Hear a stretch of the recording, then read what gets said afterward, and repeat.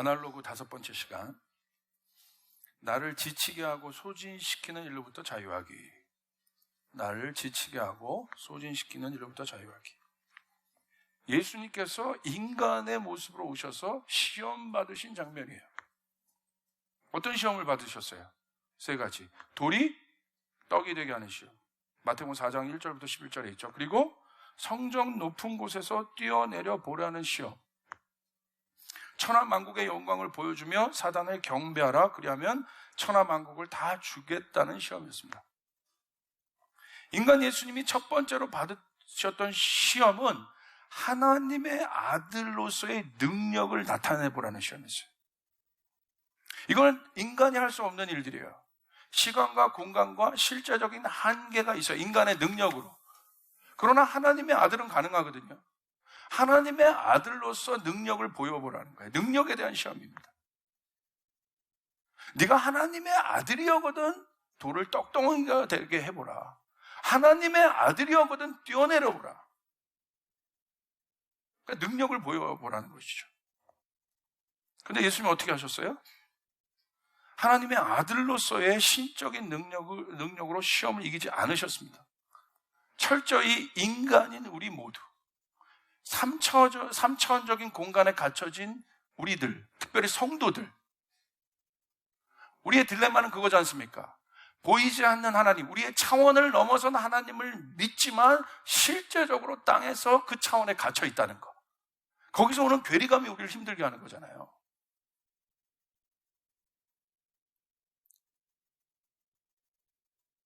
영적인 세계는 시공간을 초월하는데 우리는 시공간의 제약을 받고, 그로 인해서 한계가 있고 근심이 있고 두려움이 있고, 그러나 나는 그 세계를 믿고 보이지 않는 하나님을 믿고 이 모든 것을 총괄하는 하나님을 믿는데 나의 생활은 여전히 그렇고, 여전히 연약하고 여전히 미약하고, 이런 것에 오는 어떤 괴리감 아닙니까? 하늘은 완전하지만 나는 불완전하고, 저기는 두려움이 없지만 나는 두려움이 있고, 그런 싸움 아니겠어요? 아는데 뭔가 이 땅에서 전문용어로 아다리가 안 맞는 그런 것이죠. 근데 예수님이 받으셨던 시험은 능력으로 그것을 넘어보라는 거예요. 능력으로 하늘과 땅을 한번 맞춰보라는 거예요.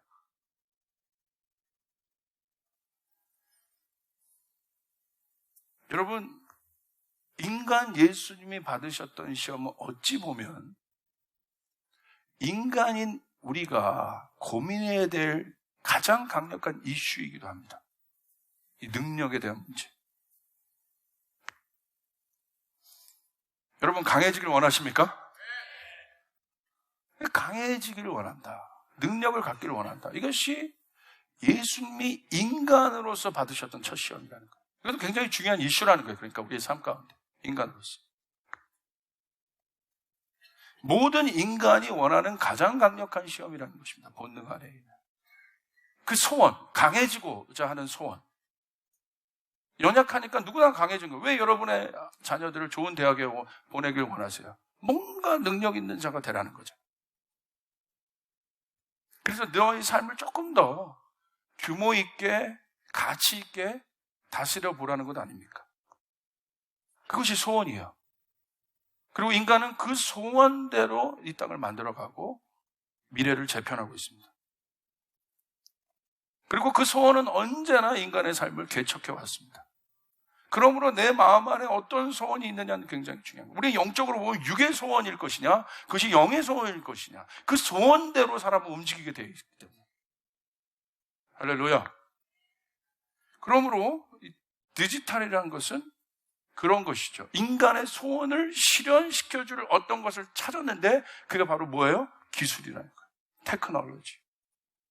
그래서 사람은요, 이 일에 굉장히 관심이 있어요. 그 소원을 이루기 위해서.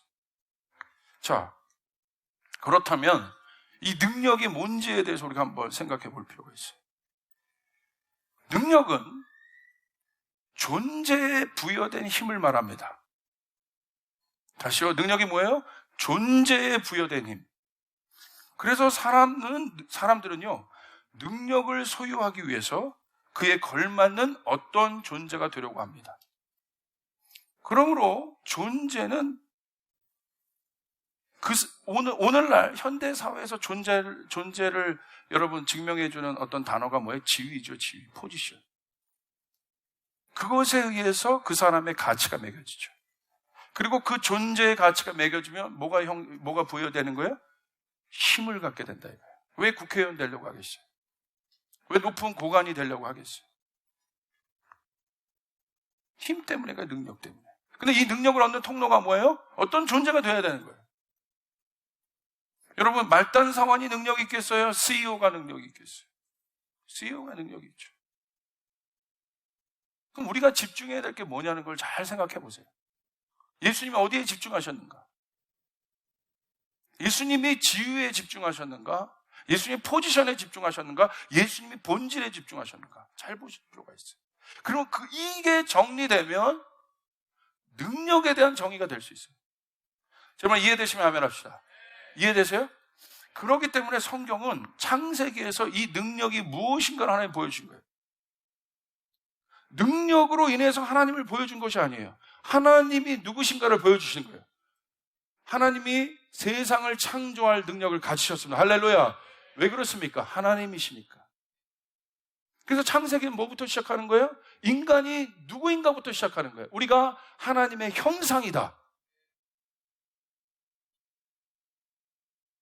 근데 이 하나님의 형상이라고만 본질적으로 정의되었지, 이 사람이 무슨 역할을 하는 하나님의 형상이다라고는 이야기하고 있지 않습니까? 오늘 보십시오. 성경에서 말하고 있는 능력은 그러므로 어디로부터 옵니까? 내가 어떤 노력을 해서 어떤 위치에 갔기 때문에 그 능력을 소유한 것입니까? 아니면 내가 아무런 일도 안 했는데 위로부터 주어진 것입니까? 잘 정리하셔야 돼요. 이 능력 때문에 우리의 삶이 지치는 거예요. 우리의 삶이 정돈이 되지 않는 거예요. 정렬이 되지 않는 거예요. 왜? 결론을 얘기하자면 우리의 삶이 연약하기 때문에, 인간은 연약하기 때문에, 그러므로 인간의 삶 가운데 고난이 있기 때문에 인간은 능력을 가지려고 하는 거예요. 그런데 그것이 본질적으로 정리되지 않으면 지쳐요. 힘들어요. 오늘 성경에서 기록된 능력은 이렇게밖에 없어요. 우리는 하나님의 형상이다. 형상인데 어떤 형상이에요? 이 땅을 다스릴 수 있는 형상이에요. 할렐루야. 그래서 위로부터 복을 주셨다고 돼 있어요. 그것으로 다스리라고 돼 있어요. 어떤 존재가 된 것이 아니에요. 성경 그것부터 보여주고 있어요. 그러므로 여러분 하나님의 형상인 여러분이 하나님의 형상이 되는 그 순간 이 땅을 다스릴 수 있는 능력이 있음을 믿으시길 바랍니다. 노력해서 되는 게 아니라는 거예요. 경쟁해서 되는 게 아니라는 거예요. 정체성에 대한 문제. 능력이 여러분 그렇게 만들어지는 것이에요. 우리는 다 속고 있다 이거예요. 능력이 우리의 삶을 과연 행복하게 해줍니까? 디지털이 말하는 기술은 능력을 말하는 것이에요. 그 기술이 미래에 대한 개런티를 해주고 있습니까? 무엇이 능력입니까? 그래서 인간은요, 목숨 걸고 모든 걸 이루려고 노력하는 거예요. 왜? 자신이 원하는 존재가 되어야 능력을 소유할 수 있기 때문입니다. 그래서 지치는 거예요. 그래서 힘든 거예요. 왜냐하면 능력은 실제적으로 이 땅의 개념에 의하면 모든 것을 다스릴 수 있는 힘이 되기 때문에 그렇습니다. 그 말은 내 소원을 이루어줄 수 있는 유일한 통로가 능력이기 때문에 그렇습니다. 사탄의 시험이 뭡니까? 생각해 보세요. 아담을 향한 첫 번째 시험,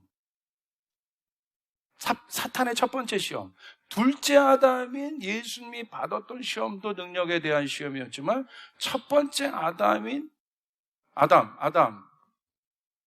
받았던 시험도 무엇에 대한 시험이었습니까? 이 존재에 대한 시험이었어요. 무슨 말입니까? 네가 현재도 너가 훌륭하지만 다른 존재가 될 수 있다는 거예요. 그 말은 뭐예요? 다른 존재가 될 수 있다는 말은 네가 다른 존재가 됨으로, 하나님만큼의 존재가 됨으로, 그 인몽을 풀어 헤침으로 너도 능력이 생긴다 이거예요. 그것 때문에 혹한 거예요. 오늘 아담과 하와도 왜 넘어갔겠습니까? 그냥 다른 존재가 되는 것. 하나님의 만드신 그 형상에 만족하지 못하고 다른 형상이 되고 싶어하는 이유는 무엇입니까? 다른 능력을 갖기 위해서, 더 큰 능력을 갖기 위해서. 이게 유혹이라는 것이에요. 이것이 시험이라는 것입니다. 그래서 바벨탑이 그 에덴 동산, 죄의 형상을 입었던 인간이 만들었던 바벨탑은 무엇입니까? 그런 것이죠. 높이 높이 쌓아 올라가자. 한번 창세기 11장 4절 보세요. 그들은 또 말하였다. 자, 도시를 세우고 그 안에 탑을 쌓고서 탑 꼭대기가 하늘에 닿게 하여 우리의 이름을 날리고 온 땅 위에 흩어지지 않게 하자. 왜? 나왔어요? 나온 순간, 에덴 동산으로부터 추방된 순간부터 인간은 연약하게 살아갈 수밖에 없어요. 인간은 한계를 경험해요. 왜? 너희는 흑인이 흑으로 돌아갈지어라. 벌써 죽음의 한계가 있어요. 아무리 노력해도 이 한계를 넘어갈 수 없어요. 이게 육이라는 거예요. 그래서 인간이 이것을 해결해요. 하는 일마다 고난이고 하는 일마다 고통이에요. 연약함으로 이것을 뛰어넘을 수 없어요. 왜? 능력이 있어야 되는 거예요. 나왔는데 왜? 나는 연약하니까. 그게 에덴을 떠난 인간의 삶 아닙니까? 죄인의 삶 아닙니까? 연약함, 부족함, 고난, 고통. 그래서 그것을 해결하기 위해서 인간이 내놓는 솔루션이 뭡니까? 바벨탑을 쌓아 올리자. 우리의 기술을 총동원해서 함께 모아서 능력 있는 탑을 쌓아 올리자는 거예요. 그래서 어디까지? 하나님만큼 올라가자 이거예요. 그 말은 뭐예요? 올라가자는 건 뭐예요? 하나님만큼 내가 능력을 소유하자 이거예요. 이게 죄예요. 오늘 여러분의 삶을 피곤하게 하는 것이 무엇인지 잘 보세요. 무엇을 여러분이 붙잡고 있는지 잘 보시라고요. 무엇이 우리를 힘들게 하고 우리를 무엇이 힘들게 하고 지치게 하는지. 하나님이 지치게 하고 이 말씀이 지치게 합니까? 이 말씀대로 살지 않는 나의 죄, 하나님의 말씀에 만족하지 못하는, 이 형상에 만족하지 못하는 다른 어떤 존재가 되고 싶어하는 나의 욕망, 그것 아닙니까? 그것이 우리를 피곤하게 하는 거예요. 이것이 해결되지 않으면요, 가져도 지쳐요. 이루어도 힘들어요. 오늘 여러분에게 주님의 어떤 자유가 있기를 바랍니다. 예, 이건 굉장히 중요한 문제예요. 내가 말년에 웃으면서 죽을 수 있을지, 고통 가운데 죽을 수 있을지에 대한 심각한 문제인 거예요. 마지막에 다 갖고 가시겠어요? 쌓아 올린 거? 왜 인간은 능력을 극대화하고 싶어 할까요? 죄인된 육체이기 때문에 그렇습니다. 성경에서 육체는 한계를 뜻하고 죽음을 의미합니다. 고통을 말합니다. 시간, 공간, 환경에 제약을 받는 존재라는 것이에요. 그래서 인간은 하나님만큼의 능력을 소유해서 하나님과 같은 존재가 되고 싶어 합니다. 왜? 하나님과 같은 존재가 되면 해결되지 않습니까? 그래서 하나님 힘 말고 자기의 기술, 자기의 능력을 동원하는 것입니다. 돈, 권력의 정점에 오르고 싶어하는 이유는 무엇입니까? 강한 존재가 되어야 지배할 수 있기 때문에 그렇습니다. 자, 보세요. 제가 영화 하나를 소개해 줄게요. 컨셉이 재밌어요. 여기 나쁜 주인공이 사단이라고 생각해 보세요. 그러니까 다니면서 능력이 엄청 많으시, 거의 신적인 능력을 가지고 있는 존재야. 다니면서 돌연변이들을 만납니다. 어떤 그런 능력은 있는데 그런 다른 모습으로 인하여 상처받은 그 사람들을 딱 만나서 얘기합니다. 만나서 너는 나를 따르라. 나의 제자가 되라. 예수님처럼 그렇게 얘기해. 많이 본 장면이야. 그러니까 그들이 왜 내가 너를 따라야 돼? 임마 이상하게 생긴 막 그렇게 하다가 얘가 어떻게 하냐면 딱 하더니 돌연변이 너는 나를 따르라 딱 이런단 말이야. 왜 따라야? 그러니까 여기서 어떻게 따르게 하는 줄 아세요? 너가 이런 부분 때문에 네가 능력을 갖고 있지. 그래 돌연변인데 네가 그래도 능력이 있잖아. 내가 너의 능력을 예를 들어 깃털 정도 갖고 있었던 날아다니는 돌연변이면 이 깃털을 갑옷으로 만들어줘. 내가 너의 능력을 배가시켜줄게. 또 어떤 사람에게도 너의 그런 능력 요 정도지. 내가 그 능력을 배가시켜줄게. 마지막으로 어마어마한 능력을 갖고 있는 한 사람을 만나요. 그 사람이 상처가 많아. 날 따르라니까 뭐 콧방귀도 안 끼죠. 이 사람들 능력이 많은데. 근데 이 존재가 뭐라고 얘기하냐면 가서 이렇게 얘기합니다. 내가 너의 능력을 무한대로 배가시켜줄게. 그리고 그 능력을 시험하게 합니다. 그러니까 워낙 돌연변이로서 상처받고 있었는데 이 능력이 배가 되면 네가 능력을 가져서 신적인 능력을 가져서 모든 것을 네가 다 파괴해도 괜찮아. 막 그 능력을 배가시켜줘. 이것이 우리 내면 안에 일어나고 있지 않나요? 이 유혹을 우리는 받고 있지 않습니까? 죄인된 우리들. 이 주인공도 고통 가운데 있던 너의 모든 것을 해결해 줄 수 있는 것은 능력밖에 없다. 예수님이 말씀하신 능력은 무엇입니까? 예수님도 능력을 말씀하셨어요. 놀라워요. 예수님 능력을 꼭 말씀하지 않으셨을 것 같죠? 그러나 예수님도 능력을 말씀하셨어요. 요한복음 14장 12절 같이 한번 보겠습니다. 시작. 내가 진정으로 너에게 말한다. 나를 믿는 사람은 내가 하는 일을 그도 할 것이요 그보다 더 큰 일도 할 것이다. 그것은 내가 아버지께로 가기 때문이다. 예수님 우리에게 뭐라고 말씀하셨습니까? 내가 갖고 있는 능력보다 너는 더 큰 일을 할 것이다. 내가 한 일보다 너는 더 큰 일을 할 것이다. 이것이 예수님이 우리를 향한 말씀이에요. 우리의 능력을 증폭시켜 주십니다. 예수님도. 맞아요. 여러분 능력 있으셔야 돼요. 할렐루야. 어떻게 능력이 있을 거냐는 거예요. 어떤 방법으로 여러분은 능력을 취하실 거냐는 거예요. 이게 질문이에요. 능력은 필요해요. 힘은 필요해요. 그러나 어떠한 방법으로 힘을 얻을 것이냐는 거야, 내가.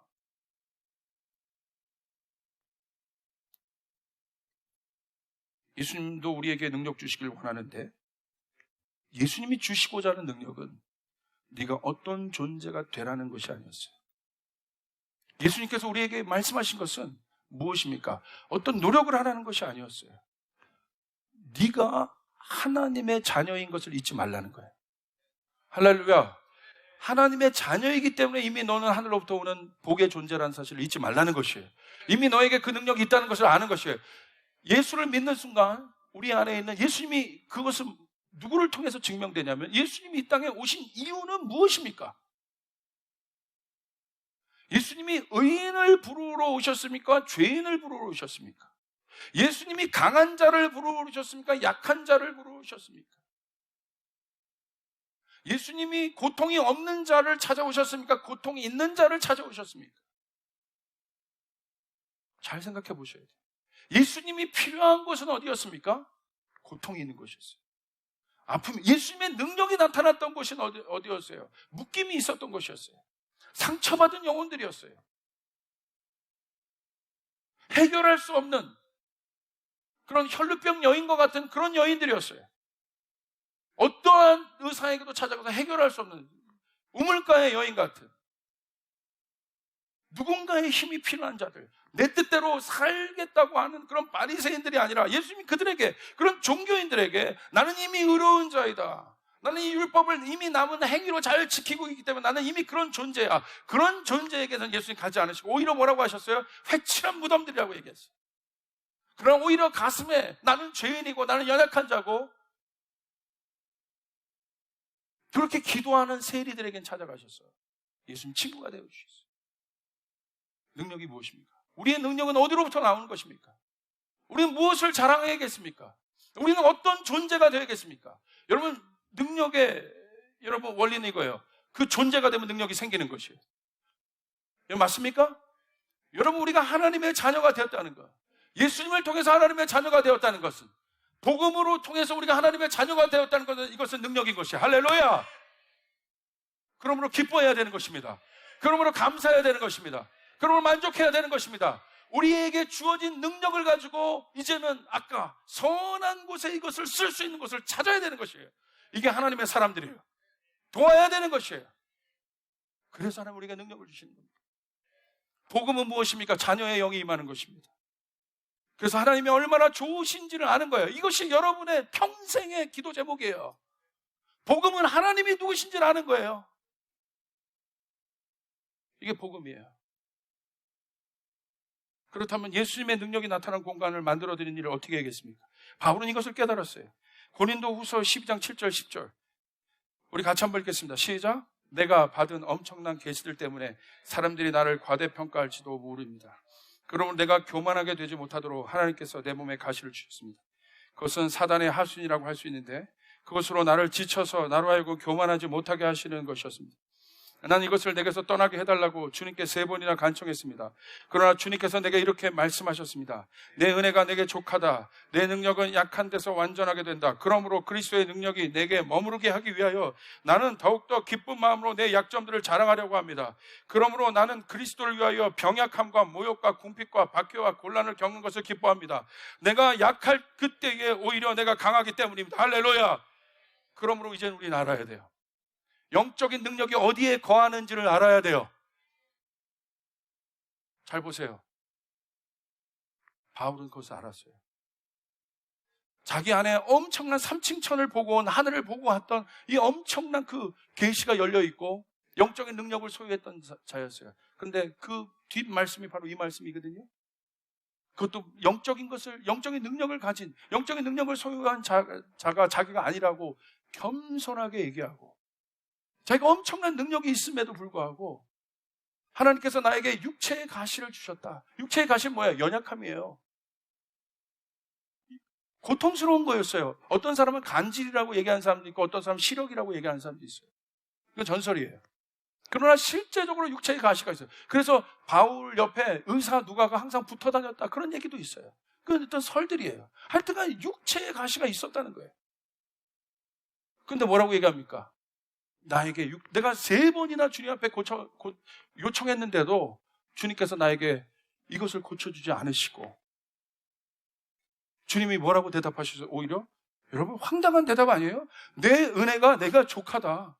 내 능력은, 바울아 잘 깨달아라. 너 그만한 능력이 있는 사람이야. 그런데 너가 교만할 그때 그것이 너를 지치게 하는 거야. 그것이 너를 파멸하게 해. 아까 나왔던, 여러분 엑스맨에 보셨죠? 아까 나왔던 사단과 같은 존재가 오히려 그 능력을 증폭시키잖아요. 마음껏 파멸시키지 않습니까? 통제 없이 가는 그 능력. 디지털 세상이 그런 세상이에요. 통제 없이 달려가라는 거예요. 통제 없이 능력을 취하라는 거예요. 멈추지 말라는 거예요. 기술이면 다 된다는 거예요. 그렇게 가라. 마지막 때가 어떻게 될 것 같아요? 파멸이겠습니까? 유토피아겠습니까? 여러분에게 맡겨요. 성경은 그렇게 얘기하고, 인간의 본성, 소원으로 만든 그 본성, 인간의 연약함의 문제, 내 안에 있는 연약함의 문제들 내 노력으로 해결이 안 된다 이거예요. 주님 뭐라고 말씀하셨어요? 주님의 능력이 거하시는 것.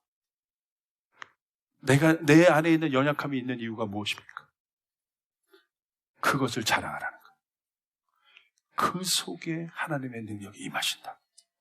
그러므로 여러분 잘 들으세요. 청년들, 여러분 어떤 존재가 되기 위해서 능력을 취하고 계십니까?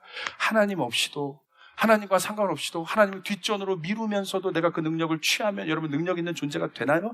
하나님이 여러분에게 병 한 번 주셔서 여러분의 영혼을 어떻게 걷어갈지 모르시는데 그렇게 자신만만하십니까? 저도 마찬가지예요. 막 떵떵거리고 날 봐라 이렇게 잘했다 하나님 보시면서 전 두려워요. 그래서 네 영혼이 내 손 안에 있는데 네가 나를 기억하지 못하네. 내가 너를 어떻게 구원했는지 기억하지 못하네. 네가 무엇을 자랑하고 무엇을 의지하고 있느냐, 무엇을 바라보고 있느냐. 하나님, 우리가 해야 될 일도 많습니다. 저것도 해야 되고 저것도 해야 되고, 그래서 우리 성도들도 강해져야 되고 이것도 해야 되고, 그러니까 마음이 조급해지면서 제가 한 달이 그와의 싸움이었어요. 사랑과의 싸움. 그러니까 결국은 제가 지치더라고요. 주님의 답은 간단했어요. 혈과 육의 싸움이 아니다. 나를 바라봐라. 내가 해결할 것이다. 할렐루야! 믿음이었어요, 이게. 이것이 나를 자유케 했습니다. 여러분, 이것은 중요한 거예요. 진정한 능력이란 그러므로 무엇입니까? 여러분 보세요. 바울이 이렇게 얘기합니다. 내 은혜가 내가 족하다. 하나님의 음성을 들었어요. 내 능력은 약한 데서 완전하게 된다. 그리스도의 능력이 내게 머무르기 위하여 나는 더욱더 기쁜 마음으로 내 약점들을 자랑한다. 사랑하는 여러분 삶 가운데 지금 약점과 여러분의 인생 가운데 어려움들이 있습니까? 고난이 있습니까? 여러분, 이것이 그리스도의 신비입니다. 십자가 앞으로 다가가십시오. 검은 것이 아름다운 곳으로 바꿔진 장소가 십자가입니다. 슬픔이 기쁨으로 바꿔진 장소가 저곳입니다. 여러분 믿습니까? 이것이 복음이에요. 그러므로 여러분 잘 보십시오. 이것을 통과한 자가 얻는 기쁨은 뭐냐? 영적인 단계, 어떤 단계를 통과해버린 거예요. 이게 다른 차원의 삶을 사는 거예요. 그 사람이 바로 만족하는 거예요. 그래서 바울은, 그것을 통과한 바울은, 남의 모든 것을 고치지만 자기는 고치지 못하는 바울은 비관하지 않았어요. 비교하지 않았어요. 만족했어요. 그래서 이렇게 고백하는 거예요. 내가 궁핍해서 이렇게 말하는 것이 아닙니다. 나는 어떤 처지에서도 스스로 만족하는 법을 배웠습니다. 나는 비천하게 살 줄도 하고 풍족하게 살 줄도 압니다. 배부르거나 굶주리거나 풍족하거나 궁핍하거나 그 어떤 경우에도 적응할 수 있는 비결을 배웠습니다. 나에게 능력을 주신 분 안에서 나는 모든 것을 할 수 있습니다. 할렐루야! 그분 때문에 능력이 있다. 인생은 그래프와 같아요. 좋을 때도 그분이 계시고, 진짜 능력 있는 사람은 좋을 때, 풀어줬을 때만 하나님을 찬양한 것이 아니라 비참한 어려움에 처했을 때도 그 속에 하나님이 계시고, 봄, 여름, 가을, 겨울이 있듯이 모든 계절에 하나님이 계시는 것처럼 한결같이 하나님을 고백하는 그 자에게 하나님의 의가 나타날 것입니다. 하나님의 영광이 나타날 것입니다. 할렐루야! 오늘 그리스도 십자가의 앞에 선 사람만이 하나님께서 은혜로 주시는 선물입니다. 그러므로 하나님, 나는 당신 때문에 만족합니다. 오늘 그 고백이 우리의 삶 가운데 있기를 주님 앞에 축복합니다. 그러므로 여러분 어떻게 하셔야겠어요? 감사하셔야 돼요. 옆 사람에게 선포합니다. 감사합시다. 감사합시다. 쫓아가서 나에게 능력을 주시는 분 안에서 나는 모든 것을 할 수 있다.